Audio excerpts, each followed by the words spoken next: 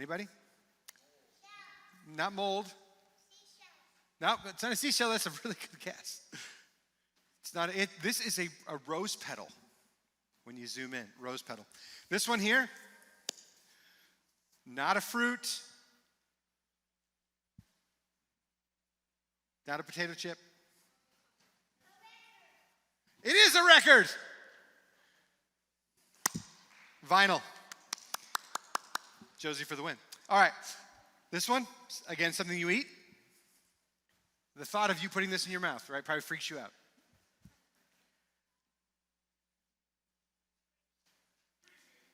Nope, it's not a green bean. Good guess, though.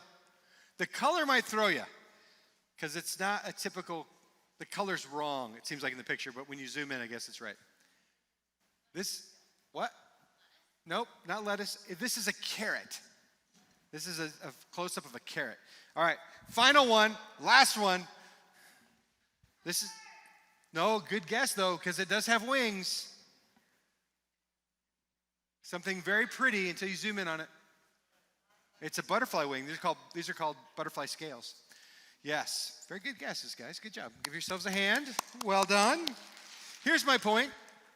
There are certain things that look really good until you zoom in. And there's some things that look even more beautiful when you zoom in. And I would say this. I would say that love in its natural, native state, the way we learn it typically in our life, is pretty on the outside, but when you zoom in, it doesn't look very good. Like love in the way we learn it, the way we kind of naturally adapt to it. We learn to love in ways that it feels right, it feels good, it feeds something in our soul. You know, we grow up in adolescence and we get kind of a warm, fuzzy feeling about that special someone.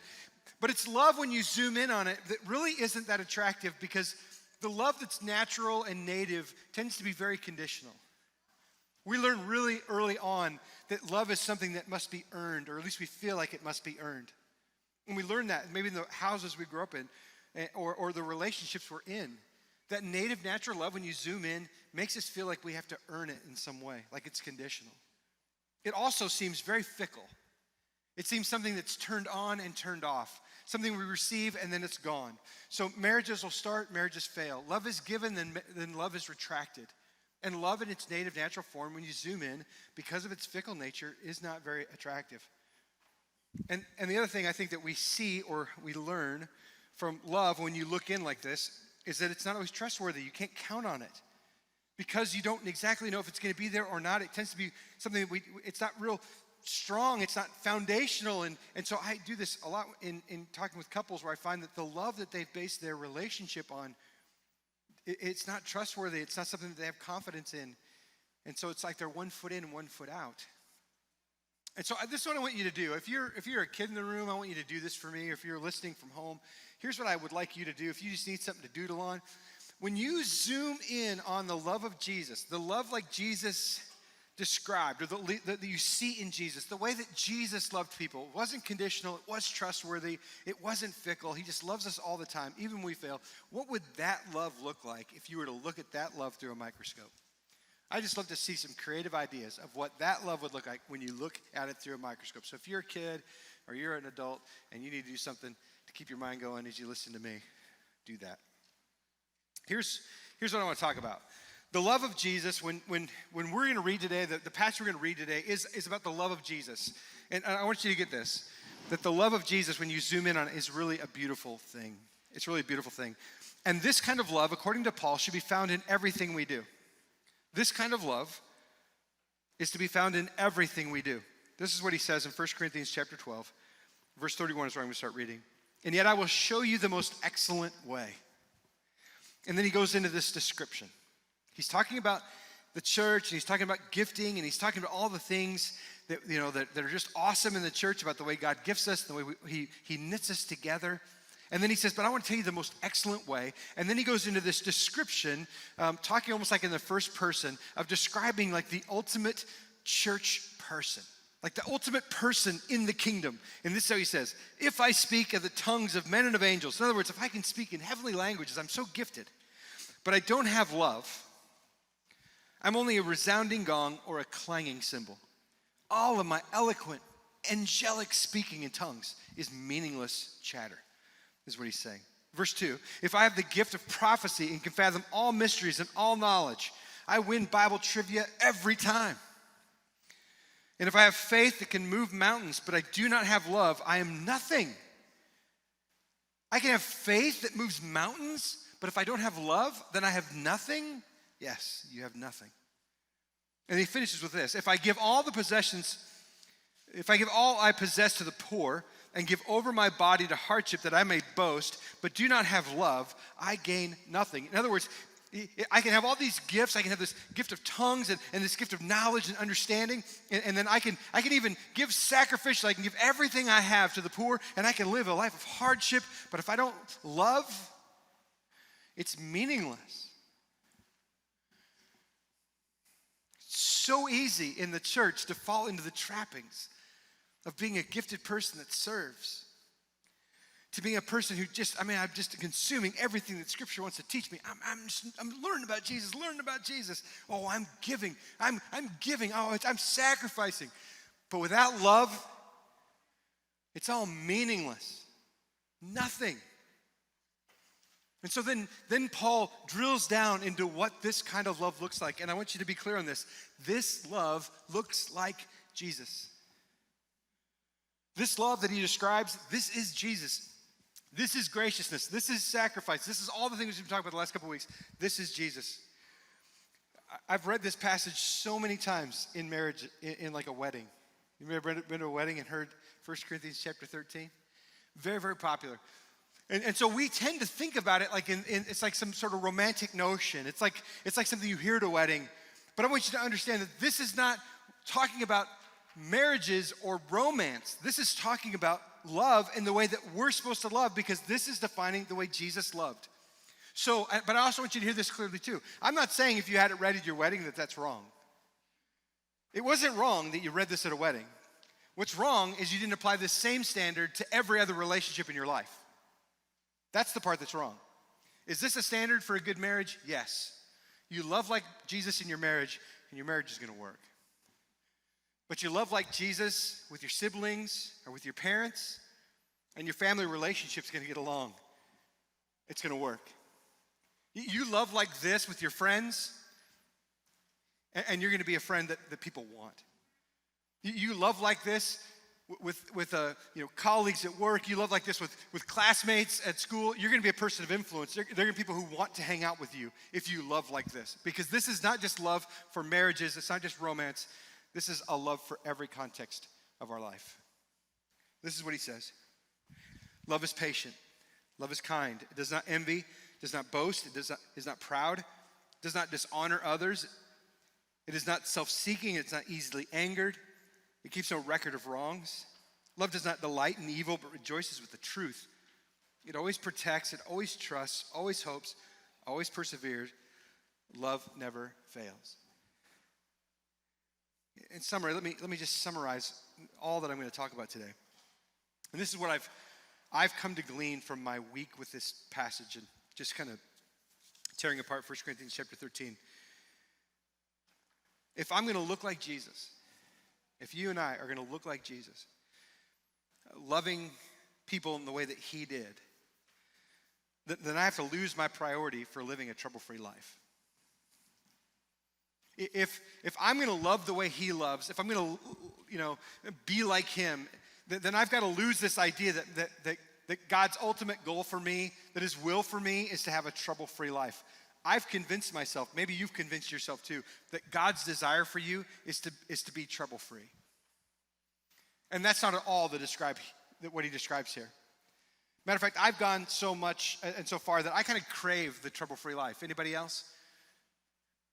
My son just moved to Nashville yesterday, and we spent the last couple of days kind of packing him up and helping him move. And, as a parent, you're like, okay, dude, what part of packing did you not understand? Like, you're moving, right? Why are we packing? You should have been packing. It's like, why am I carrying this burden for you, my son? And so after helping him, like I was like on the way home, and we were thinking about dinner, and we talked about how we got to stop eating out. Yeah, we got to stop eating out. Okay, but on the way home, I'm like, I just want to grab something. I'm tired. I don't want to make something, because it's like convenient. As we were moving him out, I noticed he's got a crock pot, never opened. Crock pots never opened. Why? Because we're Instapot people. I mean, we don't crock anymore. That's like it takes like 8 hours. We're Instant Pot people. Like we want now, right? Convenience. But it's the nature of the way our society's kind of gone. And it's the way I've gone. During COVID, I've been home a little bit more, and so I've been taking on a little bit more of the cooking. So I've come to appreciate now when I look at recipes, the first thing I look at is the prep time. Anybody else with me? If it's like 45 minutes, it's a no-go. That's a non-starter. 30 minutes, maybe. 15 minutes, I'm in, right? It's like this is talking my love language now. It's like dump, dump, dump, stir, lid go on. Okay, perfect. But here's the danger, like when it comes to relationships, I think social media has become so popular with us. And I don't know if this is the reason social media has become popular or if this has become a trend because of social media. But I've noticed that I can do relationships much wider, but a lot less deep. Anybody notice that? Like I can be involved with so many more people and yet not very deep. I can window shop on the lives of my friends. I can keep up without putting much investment in the relationship. It wasn't true in the past. In the past, like if you wanted to know some things about people, you had to actually sit and listen to them. You couldn't just peruse from the outside. And I think this is the danger in social media is that we end up with relationships that are very, very wide, but they're not very deep. And the relationships here that are described, this isn't the trouble-free life. The way Paul describes this is not trouble-free relationships. Matter of fact, I cannot love like Jesus and live a trouble-free life. That is not God's will for me if I'm going to look like Jesus. It just isn't. And it was a tough pill for me to swallow this week as I was looking at relationships and recognizing that there's no way, in the way that God's economy works, in the way that his relationship criteria for me works, there's just no way I can enter into trouble-free life if I'm going to do life with people. And how you can say, well, how do you know that way? And how do you know for sure that's what God has? Because here's the way Paul starts. My first point, my first case here for this case against why we can't have trouble with free life. This is what he starts with. I mean, would you start with this? Love is patient. That's the first. You're going to start with that? You're going to lead with that?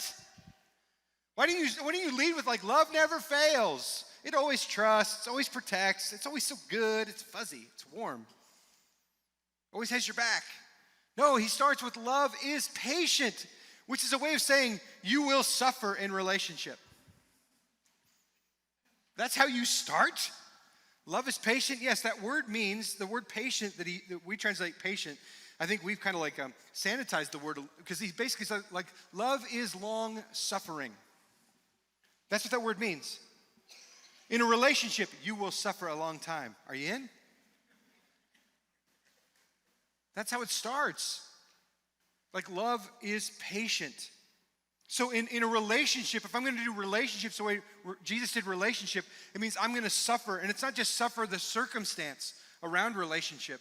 This is suffering with the people we do relationship with. This is talking about the people that we love, not the circumstances. This isn't like just like, yeah, that was a little bit annoying, like we're getting through this COVID thing, but pretty soon relationships are always going to be, once we get past this, it's just going to be warm and fuzzy. No, it's not. It's going to be hard. It's always going to be hard. It's always going to be hard to do life together. It's always going to be hard. We're always going to have to long suffer. There's always going to be somebody that's a little disappointing. There's going to be somebody that's like a little bit trying. There's going to be somebody that we have to walk with, and we're going to have to walk with, and we're going to have to walk with, and we're going to root for, and we're going to root for, but they are going to drain us a bit.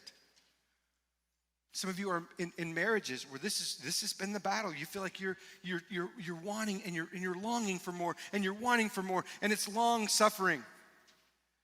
And that is love. It's like a farmer who plants a seed and then waits and waits and waits for the payoff. That's love. Love is patient. Now, I want you to hear this. In saying this, this has been one of the tragedies in the church is that sometimes people feel like because we read things like this that I have to stay in a potentially abusive situations, and this is not a reason to stay in an abusive situation. That's not what I'm saying. But relationships are hard. And sometimes when you're in a relationship, especially if it's abusive, I want you to hear this. Get separation. You get yourself out of that situation, but you continue to love. You continue to root. You still continue to pray, continue to commit to a marriage, even when you have to step out of it for the sake of an abuse situation. Do not stay in it, but don't give up on it. But that's true for relationships too. Any relationships, we tend to want to choose the easy ones and not the ones that are so trying. But relationships like this it starts with long suffering. Love is patient. He goes on to say that love is kind. This one's an easy one for us, right? Because love is kind. That's just like being caring and comforting and compassionate towards one another. How we kind of know that. That's our assumption about love. It's easy. At least easier to understand. But then he goes on to say this, that love does not envy. And this one's like one of the hidden ones. I think there's problems with us sometimes about envy, and we just don't want to own it. It just kind of lurks in somewhere in the closet, and it's like behind, like in the shadows, and it has influence on us, but we just don't want to recognize it. But this happens when somebody gets something good and this little evil thing then crawls out, and it doesn't allow us to rejoice when something good happens to someone else. And it happens all the time. And it happens very subtly. I've noticed, like, I've quit. I don't always feel safe to post my vacation pictures anymore. I used to post them for the sake of my family, for my kids, so that they could see things we're doing. But I recognized that they were when I made them public, that not everyone rejoiced. And some people became a little bit bitter that I was able to do something and they weren't. And I see this sometimes. We've noticed it like the last few weeks, right? As it got like, we were like minus 37 here, and then somebody's like, hey, it's sunny and 80 in Florida, right? And then you see someone's comments, oh, I'm so jealous. Ha ha. You know, it's like they put the ha ha to kind of hide the fact that, no, I'm really jealous. I'm going to hide the truth here behind my ha ha. No, you probably are a little bit jealous. But like love does not get envious when something good happens to someone else. It's able to rejoice. So I had somebody one time come to me and they were like, they were looking at what I was doing and they were looking at somebody else was doing and they were like, does it seem right that they make as much as you? And I'm like, why would I want less for someone else? Like, what kind of a heart? And in that moment, no, I would not want to take away from someone else. No, like what? Why would I rejoice with someone suffering? I know, I'm glad that someone would be on equal footing with me. It doesn't make me mad. But I have to watch it because there's times when I do, this little thing creeps out of me, this little envious thing, and I can look at what somebody else has, and I think, oh man, why did I choose to be a pastor? Right? I could have had that, or I could have done that. And it's just this little, but love does not do this. Love does not, it's not envious. Love does not boast. So in the same way that it's envious, sometimes it's the boasting in the posts that make it hard for people who struggle with envy. Because you know, some of you know this, like when you post things, you're doing it because you're like, hey, you know, I just put this out here casually, but look at me! I just want to share, but look at me, look what I got to do. And it doesn't help those who struggle with envy. Love does not elevate itself by calling attention away from others and onto itself. Love does not do that. Love does not boast. Bragging and boasting is when we brag and we boast about things, it is like literally like we're trying to do is climb the pile of people and put ourselves on the top. Love is not proud. It's not puffed up. That's what word proud means, puffed up. In other words, love doesn't get so puffed up that it has to be seen as over someone else. Like love doesn't do that. Love is not full of itself that others are diminished or made less. And love does not dishonor others. So like if you're listening to someone and someone is saying something negative about someone else, don't listen to it. Like call it out. Tell somebody, hey, I don't want to hear that. Why do I want to listen to that? Why do I want to participate in dishonoring someone else? How is that love? Well, somehow I feel better about myself if I can tear them down. That's not love. Love is not self-seeking, doesn't seek its own interests above the interests of others, and it puts others' interests as first importance. Love is not easily angered. Doesn't make everybody walk on eggshells. It's not like easily like upset. It's not like super sensitive and read into every word and nuance and make everybody feel like they can't speak. No, love doesn't do that. Love keeps no record of wrongs. Love doesn't keep rubbing its nose in people's mistakes. Love doesn't do relationship in a way that looks back always, that like looks at the heart, the hurt that was caused, and keeps reminding someone of the failure they were to them in a relationship, or the failures they were in life. Love doesn't do that. But it's so often in the church where we can't see past someone's history. When the example of Jesus is that is like dead and gone, like that old life that we celebrate someone's walking in. Oh, yay, new life. But don't forget who you used to be. Like, what? There's no part of Jesus like that. But we do it all the time. We'll let people, this is the thing I was talking about like with forgiveness last week, of letting people walk outside of that, to leave it alone, to not bring it up. That in Christ we are new creations, and that old has gone. So love allows it to go, keeps no record of wrongs. Love does not delight in evil, but rejoices with the truth. So when there's imagined acts of evil, this happens all the time. I was talking with one of my staff people, because I'll say, hey, can I get some time next week with you? I'll just say that to one of my staff people. And then all weekend they'll be like going, oh, what's he want to talk to me about? You know what I'm talking about? It's like this thing, and we have these imagined like, oh, it's going to be bad. Or somebody will text us something, and we'll read the text, and we don't know the context of the text really. We don't know how they said it, but we'll assume it was the worst. And we imagine acts of evil because there is an evil one who lies to us all the time and wants to destroy everything good in our relationships. And he does this by creating these evil, negative dialogues about, and it's not truth. But we rejoice with the truth. We see the truth, and we rejoice with it when our relationships are based on truth. So if you think that you understand what somebody meant when they wrote that thing, if you haven't talked to them, you're delighting in evil, not truth. If you're allowing somebody's post about something and you're reading into what they posted and their heart behind it, and you are allowing evil to trump truth. Spend time with each other, dialogue, learn to understand each other, because you'll find that most of the time their heart was not what you think it was, and their intention wasn't. Sometimes it is, but you'll delight with the truth when you know. Love always protects. Love always trusts. Love always hopes. Love never fails.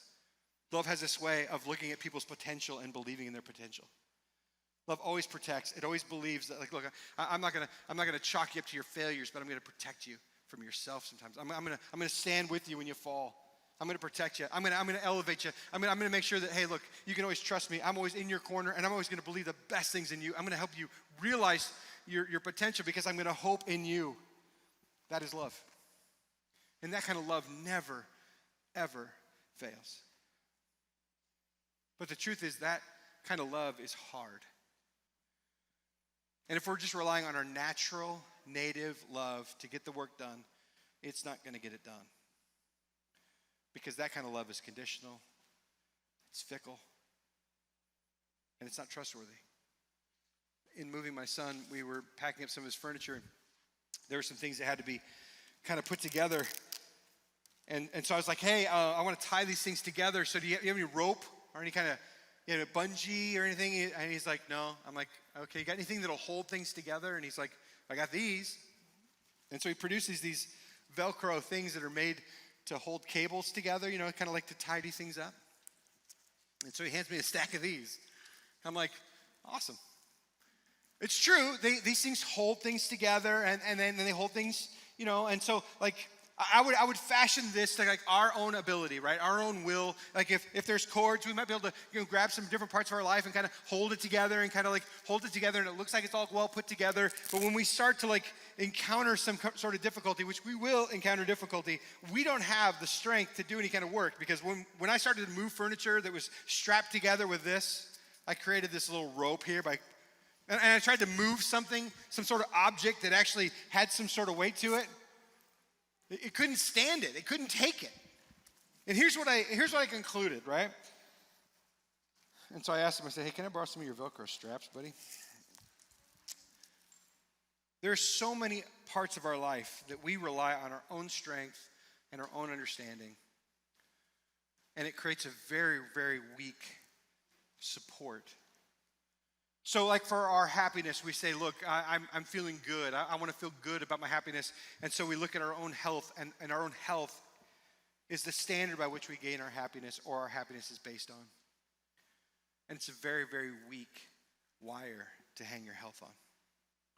Or we look at like our security and our finances, and we think, you know what, like I want security, so I'm gonna try and cobble together more savings. I'm gonna make sure I have everything I want for my nest egg, because I want security. And then it's just a very, very weak wire to hang my security on if I'm looking at my finances, because it can just be a little downturn in the market. It can be a correction of 30%. It can be COVID that's going to wipe out a business for a year. And suddenly that's a pretty thin wire. And I'm telling you, the same thing is true for love. If we think that somehow we're going to be able to love like this on our own understanding and our own ability and our own strength to hold things together, there's going to be some things that the first relationship you get into that's going to require something of you, and you're going to try and do the loving on your own. You're going to find that it can't do much. That's just the truth. Like the only way that you and I are going to love the way we need to love, like Jesus, is if we just fully surrender the process. That look, what Jesus wants to do is love through us. And the more that I die to me and allow him to live in me, the more I might possibly love like him. So gone is my notion of a trouble-free life. Because living like Jesus is not trouble-free. Living like Jesus means loving like him, and it was not trouble-free. So I like to fashion it maybe a little bit more like this, where he's just saying, look, I just want you to kind of hold on tight here, Wayne. I don't want you to do the lifting. I just want you to hold tight to me, and you hold tight to me, and this is kind of convoluted, and I got to find the right, I'm sorry. But the idea is like when we just hold tight, the truth is like he does the lifting. He's the one who does the heavy lifting, not us. Because in my own strength, there's no way that I can lift this heavy burden of loving each other the way we should. Should have brought the 15-pound, not the 20, right? That's like, everybody's like watching to see. Look, oh God. I was telling sat backstage. I want to make sure when I was lifting this, I wasn't like, oh God, you know. Listen, I'm loving us like this. Surrendering yourself, not being self-seeking. Lord, I'm reminded of you in the garden when you're saying, look, not my will, but yours. Because your will, your flesh was crying out for itself in the same way mine does. And yet you were able to let go of it and set it aside. Lord, I pray for each of us that we would examine ourselves, that we would examine our ability to surrender to you and allow you to love through us the way that you desire to. That we would truly be your disciples, because we ask all these things in Jesus' name. Amen.